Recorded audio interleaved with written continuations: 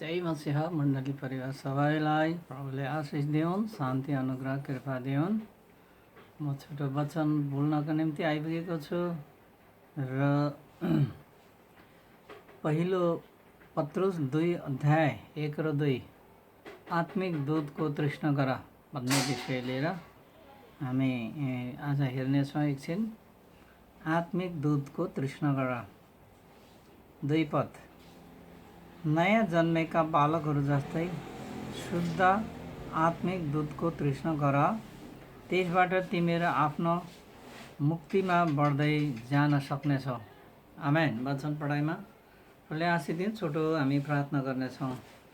स्वर्गमा विराजमान भएको मालिक, सेनाहरूका परमेश्वर, पवित्र आत्माको द्वारा हामीलाई आत्मामा प्रकाश दिनुहोस् ताकि हामी वचन बुझ्न सकौँ स्पष्ट रूपमा। यही प्रार्थना चढाउँछौँ यीशुको नाममा। आमेन। यहाँनिर नयाँ जन्मेको बालक जस्तै आत्मिक दूधको छल राइट, कपाल राइट, शुद्ध दूधको तृष्णा गर भनेर परमेश्वरको वचनले हामीलाई सिकाएको पाउँछौँ। जसरी हामी शारीरिक रूपमा पनि हामीहरू जन्मन साथै आमाको दुध पिएर हामी बाँचेका हुन्छौँ। जन्मनु साथै गर्भमा हुँदैदेखि नै मम्मीको दुध, मम्मीको रगतद्वारा हामी बाँचेका हुन्छौँ। अब जन्मनु साथै त्यहाँदेखि फेरि दुध हामी पिउन थाल्छौँ। दुध यदि दुध खाएन बालकले भने बालक मर्छ, होइन र?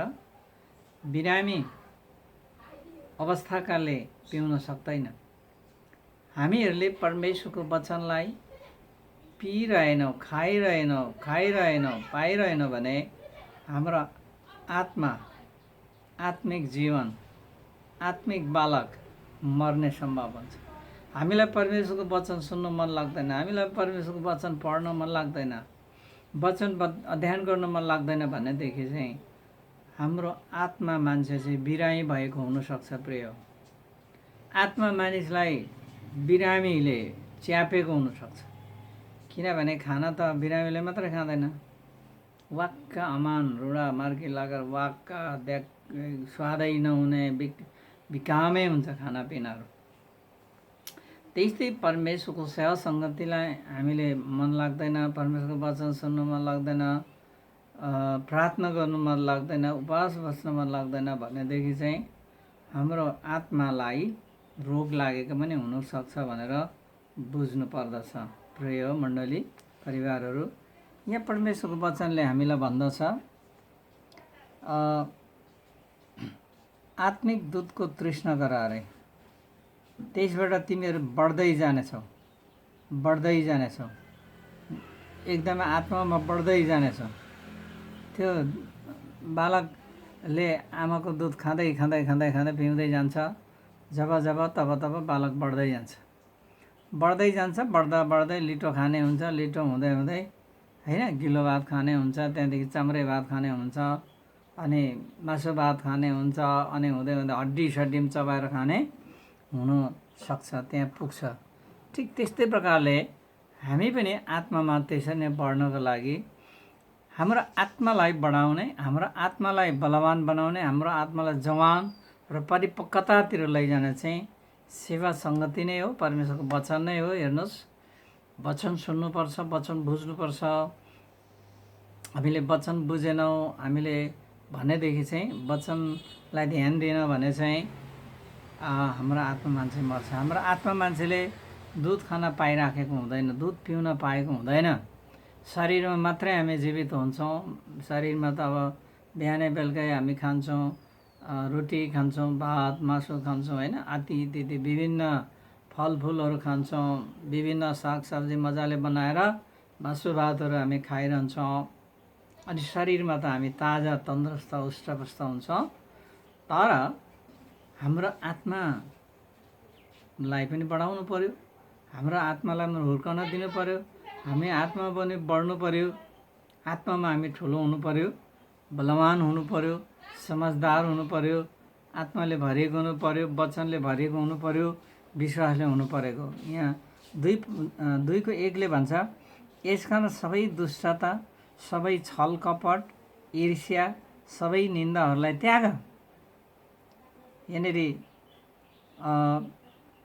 विशेष गरी नम्बर 1 दुष्टता त्याग्नु पर्यो, नम्बर 2 छल कपट त्याग्नु पर्यो, नम्बर 3 ईर्ष्या त्याग्नु पर्यो, नम्बर 4मा निन्दाहरू त्याग्नु पर्यो। 4 कुरा यहाँनिर बताइएको छ। हामी आत्मिक रूपमा आत्मिक दुध, पौष्टिक आहारहरू प्राप्त गर्दै जानका साथै यस्ता 4 कुराहरूलाई हामीले परित्याग गर्नै पर्यो। दुष्ट विचारहरू त्याग्नु पर्यो, खराब विचारहरू हामीले त्याग्नै पर्यो हैन। झगडा गर्ने दुष्ट विचार त्यो त्याग्नै पर्यो, व्यभिचार गर्ने दुष्ट विचार त्याग्नै पर्यो, जुवातास खेल्ने दुष्ट विचार थियो त्याग्नै पर्यो, परस्त्री परपुरुष जाने विचारहरू त्याग्नै पर्यो। त्यो नत्यागे हुँदैन। यहाँ भन्छ सबैलाई त्याग। दुष्ट विचार, झगडा गर्ने विचार, इबी साधन गर्ने विचार, लडाइँ झगडा गर्ने विचार, गनगन गर्ने, कचकच गर्ने विचारहरू यी सबै त्याग्नु पर्यो। नम्बर 1 कुरा त्याग्नै पर्यो हामीले। दोस्रो कुरामा छल कपट, ढाँट्ने, छल्ने, कपट गर्ने क्या कपटीपनहरू, कप्ट्याइ भन्छ नि, कोडीपनहरू है, यस्तो हामीले त्याग्नुपर्छ। दोस्रो कुरामा यो नत्यागी हामी हुन सक्दैन। क्रिस्चियनै भएको हुँदैन यो त्यागेको छैन भने। नयाँ जन्म पाएकै हुँदैनौँ हामीले। परमेश्वरको राज्य पाउने कुरै हुँदैन। स्वर्गको राज्यमा परमेश्वरले हामीलाई ग्रहण गर्न सक्नुहुन्न। उहाँले भन्नुभयो आफूलाई इन्कार गरेर क्रुस बोकेर मेरो पछि लाग्छ भने मात्रै ऊ मेरो योग्य हुन्छ। तर क्रुस बोकेर मेरो पछि लाग्दैन, आफूलाई इन्कार गर्दैन भने त्यो मेरो योग्य हुँदैन भनेर प्रभु येशूले छिनोफान गर्नुभएको छ। आफूलाई इन्कार भनेको के हो? आफू म केही पनि होइन, म तुच्छ, निकम्म, नलायक होइन, म कुनै लायकको छैन रहेछ होइन। इन्कार गर्नु पर्यो। हाम्रो खराब विचारहरू सबै इन्कार गर्नु, नराम्रो सोचेर इन्कार गर्नु पर्यो। अनि त्यहाँदेखि क्रुस बोकेर उहाँको पछि लाग्नु पर्यो। क्रुस अनि दुःख उठाएर, प्रभुको निम्ति दुःख उठाएर, प्रभुको निम्ति सबै कुरा सहेर है, प्रभुको निम्ति आफ्नो प्राण आहुति गर्न तयारी भएर उहाँको पछि लाग्नु पर्यो। अनि मात्रै उहाँको योग्य हामी हुन पुग्छौँ। प्रभुले त्यही भन्नुभएको छ मत्ती 10 अध्यायमा, क्रुस बोकेर आफूलाई इन्कार गर्ने अनि क्रुस बोक्ने, मेरो पछि लाग्ने, त्यही मात्रै मेरो योग्य काम हुन्छ भनेर प्रभुले भन्नुभयो। अनि यहाँ तेस्रो कुरो चाहिँ ईर्ष्या त्याग्नु भयो। ईर्ष्या, अर्काको डाहा गर्ने, अर्कालाई ईर्ष्या गर्ने होइन, इबी साधन गर्ने, ईर्ष्यालु, रिसालु, झगडालु, सनक्क सन्केर, झनक्क झन्केर है, त्यस्तो विचारहरू, त्यस्तो आदतहरू सबै परित्याग गर्नु, सब खतम गर्नु पर्यो तपाईँले, मैले। तेस्रो कुरामा यी सबै त्याग्नु पर्यो। यी सबै त्याग्ने बल बुद्धि खुबी चाहिँ आत्मिक दुध तृष्णा गर्नु पर्यो, दुध पिउनु पर्यो, परमेश्वरको वचन पिउनु पर्यो, पढ्नु पर्यो, सुन्नु पर्यो, बुझ्नु पर्यो है, प्रभुको डर राख्नु पर्यो, प्रभुको आज्ञाकारितामा हामी हुँदै जानु पर्यो। अनि मात्रै सक्छौँ। प्रभुलाई स्थान दिनु पर्यो क्या हाम्रो हृदयमा। हामी आफैले यो सबै कुराहरू गर्न सक्दैन पर्यो। प्रभुलाई हृदयमा राख्यौँ भने प्रभुको कारण त्यो परमेश्वरको अनुग्रह प्राप्त हुन्छ। प्रभुको अनुग्रह कृपाद्वारा सबै थोक सम्भव हुन्छ। अन्त चौथोमा चाहिँ निन्दाहरूलाई त्याग्नु पर्यो।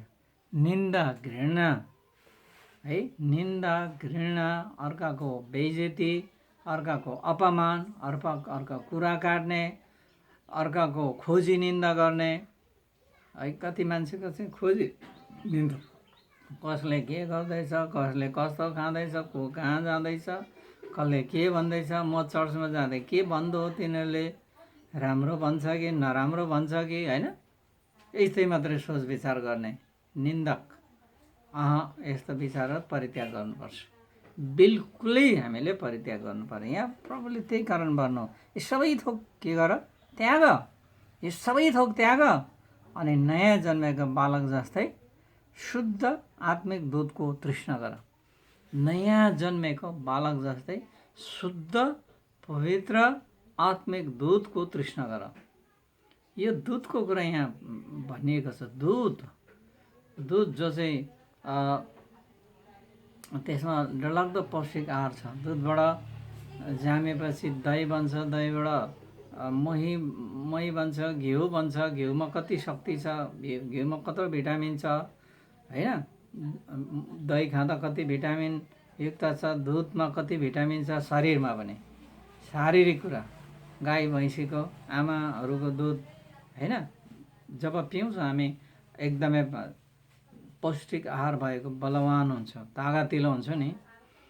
परमेश्वरको वचन त्यस्तै हो आत्माको लागि। हाम्रो आत्माको लागि चाहिँ परमेश्वरको वचन सुनेर पिउनु पर्ने, पढेर पिउनु पर्ने। यसलाई प्रिय हो बुझेर राम्ररी ध्यान दिएर बुझेर यसलाई चाहिँ पिउनु पर्ने। अन्त हाम्रो आत्मा बलवान हुन्छ। प्रिय हाम्रो आत्मा शक्तिशाली बन्छ। हामी आत्मामा जागरुक हुन सक्छौँ, हामी आत्मामा भरपुर हुन सक्छौँ, हामी आत्मामा दान वरदान प्राप्त सुरु हुन्छ, हामी आत्मामा शक्तिशाली बन्दैछौँ, हामी आत्मामा एकदमै के भन्ने परिपक्वतातर्फ हामी जान सक्छौँ। आत्मिक दूत। अनि मत्ती 4:4 भोजन प्रभुले भनिदिनु भयो, मानिस रोटीले मात्र होइन तर परमेश्वरको मुखबाट निस्केको वचनले मात्र बाँच्दछ। आत्मालाई उहाँले भन्नुभयो। मत्ती 4:4 लेखिएको छ, मानिस रोटीले मात्र होइन तर परमेश्वरको मुखबाट निस्केको हरेक वचनले जीवित रहँदछ। हालेलुया। परमेश्वरको मुखबाट निस्केको चाहिँ बाइबल वचन हो। बाइबलको वचन नै परमेश्वर हो, वचन नै परमेश्वर हुनुहुन्छ, अनि वचन परमेश्वरसँग थियो, परमेश्वर नै वचन हुनुहुन्छ। त्यसले गर्दा यो जीवित वचन जो परमेश्वरको मुखबाट निस्केको वचन छ, यो वचनले मात्र हामी बाँच्छौँ। हाम्रो आत्माको कुरा गरिराख्नु भएको छ। हाम्रो आत्मा वचनले मात्र बाँच्दछ। रोटी र मासुले भातले बिहान बेलुका खाएकोले चाहिँ हाम्रो शरीर बाँच्छ। प्रिय हो शरीर अघि पनि भने होइन, तर यो परमेश्वरको मुखबाट निस्केको वचन बाइबलको वचनले चाहिँ हाम्रो आत्मा बाँच्छ। हाम्रो आत्मा बाँच्ने मात्र होइन, बलवान हुन्छ, शक्तिशाली हुन्छ। त्यसै कारण बाइबल पढिरहने मान्छे विद्वान हुन्छ, ज्ञानी हुन्छ, साहसिलो हुन्छ। उसले साहस पाउँछ वचन पढिरहँदा, उसले ज्ञान बुद्धि प्राप्त गर्दछ, उसले शक्ति प्राप्त गर्दछ, शैतानिक शक्तिमाथि विजय प्राप्त गर्दछ हरेक कुरामा। अनि परमेश्वरको रहस्यमय कुरा बुझ्दै जाँदछ, परमेश्वरको नजिकतामा उनी पुग्न सक्दछ। प्रिय यसकारण पहिलो कुरो आत्मिक दूधको तृष्णा गर्न हामीलाई अत्यन्तै खाँचो छ। दोस्रोमा फेरि परमेश्वरको वचन चाहिँ हाम्रो भोजन हो, पौष्टिक आहार हो, भिटामिन हो, सबै खालका भिटामिन हो। यो भिटामिन हामीले ग्रहण गरिरहन हामीलाई अत्यन्तै आवश्यक पर्दछ भन्दै परमेश्वरको वचन म छोटो यहीँ राख्न चाहन्छु। आउनुहोस् मण्डली परिवार, हामी छोटो प्रार्थना गर्नेछौँ। हो रब सखा रब सेके रब, हामीलाई आत्मिक दूधको तृष्णा गर्न दिनुहोस्। अनि आत्मिक भोजन परमेश्वरको वचन हो। आत्मिक जीवनमा बढ्दै जाने, बढाउँदै जाने, एकदम परिपक्व बनाउने, बलवान बनाउने, विद्वान बनाउने, शिक्षित बनाउने, ज्ञानी बनाउने, शक्तिशाली बनाउने चाहिँ परमेश्वरको वचन हो। वचन जो तपाईँको वचन हो, तपाईँको मुखबाट निस्केको। हे प्रभु, हामीलाई वचनमा बढ्न दिनुहोस्, वचनको भोक प्यास तृष्णा हुन दिनुहोस्। अनि आत्मिक दूधको रूपमा हामीले यसलाई पिइरहन तृषित बन्न हामीलाई अनुग्रह गर्नुहोस्। हामी एकदमै तृष्णा गर्न, सेवा सङ्गतिको तृष्णा, वचन पाठ, बाइबल अध्ययन, प्रार्थना गर्नका लागि तृषित हुन दिनुहोस्। हे प्रभु, तपाईँले बुझ्ने समझ शक्ति खोलिदिनुहोस्। ईश्वर प्रभुको नाममा आमेन आमेन। धन्यवाद। जय मसीह। सुनिदिनु भयो दर्शकवृन्द, धन्यवाद।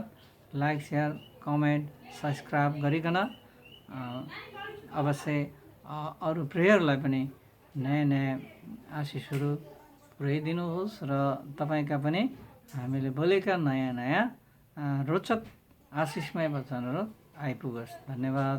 जय मसीह, जय मसीह।